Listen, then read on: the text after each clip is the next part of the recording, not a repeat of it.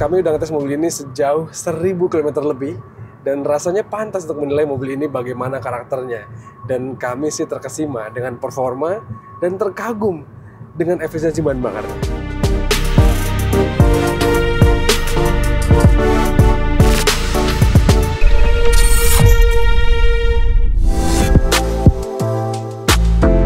Honda HR-V Hybrid ini memang fenomenal. Di luar dari harganya yang bikin kita kaget karena mobil selengkap ini fiturnya, seikonik ini desainnya dan semantap ini performanya, dijual sama Honda nggak sampai 450 juta. Beberapa dari kita mungkin bilang kalau Honda akhirnya tobat karena bikin mobil yang harga jualnya lebih ketaker nih sekarang. Tapi itu sinyal baik buat kita, para konsumennya kan. Secara desain, jelas HR-V just being HR-V. Dimana mobil itu ikonik banget dan mobil ini adalah mobil yang sempat jadi compact SUV terlaris pada masanya sehingga wajar kalau kita familiar dengan desainnya. Apalagi di versi barunya ini, tipis-tipis nggak kelihatan banyak lah bedanya. Dari samping juga sama, siluet desainnya khas banget, ikonik, dan kami udah pernah membuat ulasan mobil ini ketika first impression. Kita banyak bahas desainnya dan kalian bisa tonton videonya kalau belum. Dan di video kali ini kita akan membahas hal-hal lain terkait mobil ini.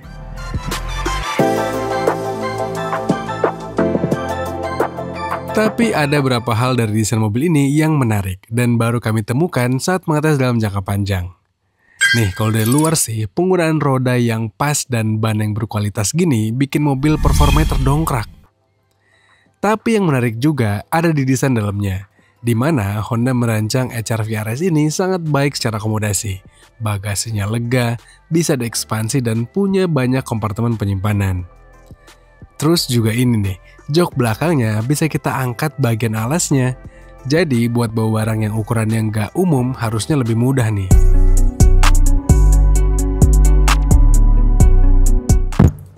Jadi penumpang Honda HR-V ini juga oke banget kok. Duduk di belakang sini rasanya lega karena mobil ini tuh secara dimensi jadi yang paling panjang di kelasnya. Duduk di belakang sini untuk saya yang punya tinggi 175 cm ini terasa oke banget. Dimana ruang kaki tersisa banyak, ruang kepala juga oke lah. Meskipun di belakang agak landai gitu ya, tapi masih cukup oke. Dan fasilitasnya juga lengkap teman-teman. AC ada, USB port yang Type-C juga ada. Terus ini kita untuk ngebuka tutup kaca. Meskipun belakang ya, kita sekali colek aja nih. Tuh. Terus juga di belakang dikasih armrest meskipun ngondoy. Sayang banget ya. Dan yang juga disayangkan adalah ini tuh dia punya model panoramic roof yang sekarang di-upgrade lah. Model depannya bisa langsung tarik, tapi belakang sini masih pakai puzzle nih. Gak heran kalau ini nih ada beberapa knop-knop gitu yang kalau kita untuk buka tutupnya memang nggak praktis lah. Di luar penutup panoramic roof yang kontroversial, Honda untungnya ngasih banyak fitur ke mobil ini. Terus ada juga wireless charging, udah dikasih port cas Type A sampai Type C, ada juga banyak tombol fisik yang memudahkan kita saat nyetir mobil ini, sampai ada fitur Honda Connect, di mana kita bisa akses banyak hal terkait mobil lewat smartphone kita. Mantep deh. Cuma sayang deh, ini head unitnya terasa nanggung, kurang besar, nggak kayak head unit mobil Cina kebanyakan gitu yang atraktif. Terus juga ini kayaknya resolusinya agak-agak kurang high gitu, jadi ya kurang atraktif tampilannya. Dan yang disayangkan juga, ini tuh nggak kayak Suzuki Grand Vitara, kayak Toyota Yaris Cross Hybrid, di mana head unit itu seakan-akan terintegrasi langsung dengan mobilnya, dimana kita bisa melihat trip kita, datanya, kita bisa lihat konsumsi bakarnya, kita bisa juga energi flow-nya. Itu kalau di Yaris Cross sama kalau di Grand Vitara ya. Kalau di sini enggak, ini ya tipis-tipis aja lah. Kita bisa lihat Apple CarPlay jelas, bisa disambungkan juga dengan wireless ataupun pakai kabel gitu. Dan pengaturannya juga nggak banyak di sini, sehingga ya menurut kami ini tuh seakan-akan terpisah gitu antara head unit dan panel clusternya. Untuk mengatur banyak hal kita harus mengakses panel clusternya. Kita bisa putar-putar sih dengan tombol di setir ini yang atraktif, yang enak dipakai, tapi harusnya bisa lebih praktis sih. Ini kayak kita mau lihat energi flow, kita harus dari sini. Bahkan untuk mengatur nyala mati ADAS-nya, nyalamati safety supportnya kita harus dari sini nih. Jadi ya bisa dibilang agak kurang praktis tapi oke lah. Dan tadi kita udah mention soal safety supportnya atau Honda menyebutnya dengan Honda Sensing, yang itu adalah fitur yang sangat vital dan menyenangkan ketika digunakan pakai mobil ini. Kami selalu suka deh nyetir jauh dan dibantu sama ADAS. Dalam hal ini Honda Sensing. Karena ini tuh penggunaannya halus banget dan mudah dipahami. Terus cocok lah dengan karakter jalanan kita yang kalau antri atau jalan barengan tuh mepet-mepet. Cuma sayang, ini tuh untuk lane keeping assist-nya baru bisa kepake di kecepatan tinggi. Jadi kalau lagi merayap ya nggak bisa dibantuin nih. Tapi kami suka deh dengan pengalaman berkendara menggunakan sensingnya Honda. Dimana kami kemarin sempat ngetes mobil ini dari Jakarta ke Semarang, pulang pergi dalam 1 hari. Kebayang kan, itu berarti saya berkendara kurang lebih 10 jam menyetir mobil ini. Dan dengan adanya sensing Honda itu, ya jadinya terbantukan lah. At least saya bisa lebih fokus mengatur energi ke banyak hal gitu ya.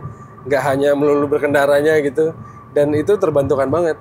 Jadi lebih nggak lelah lah. Dulu kami kira HR-V dikasih mesin turbo bakal asik banget. Ternyata ini dikasih mesin hybrid jauh lebih asik. Perkawinan mesin bensin 1000 cc dan motor listrik di HR-V ini bikin kita jadi punya banyak karakter untuk dimainkan. Mau main irit banget bisa, tapi mau gaspol juga ini dapur pacu yang bisa dinalakan. Tenaganya besar, dan dorongan motor listrik tarikan bawah bikin sensasi yang menyenangkan loh.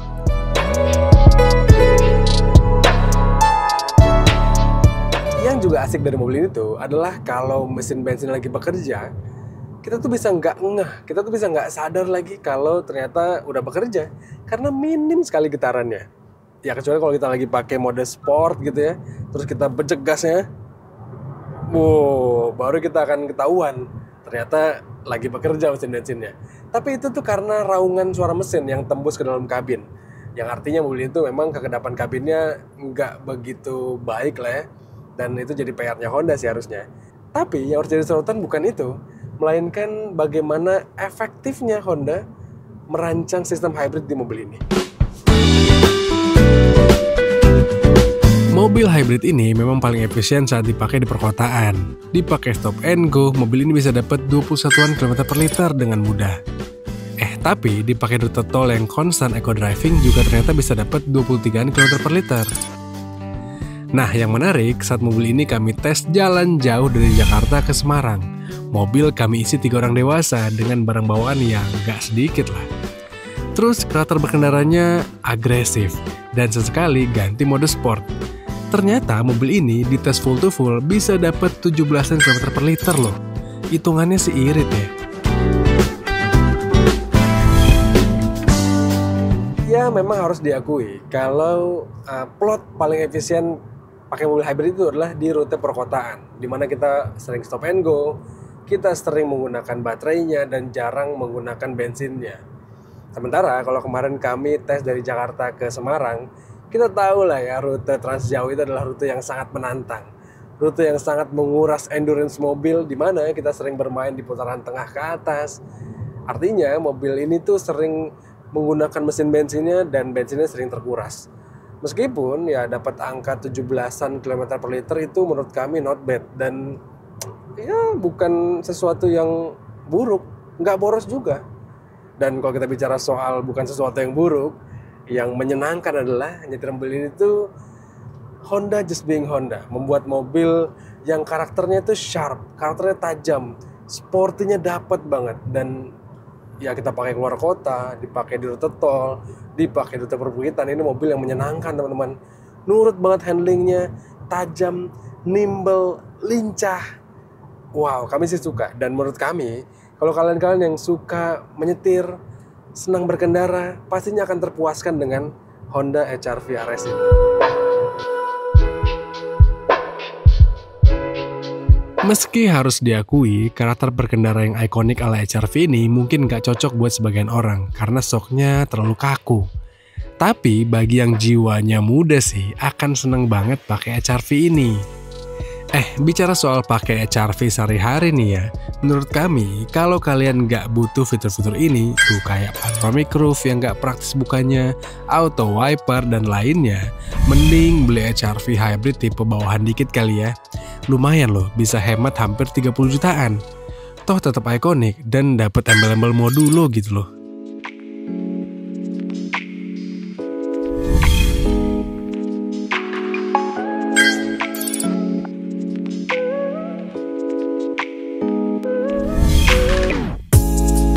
Honda itu kayaknya pengen lagi menguasai market compact SUV, khususnya yang hybrid nih. Mereka menghadirkan Honda HR-V Hybrid yang rasanya bisa menyenggol sangat keras Suzuki Grand Vitara dan Toyota Yaris Cross, sehingga rival-rival ini tuh perlu waspada.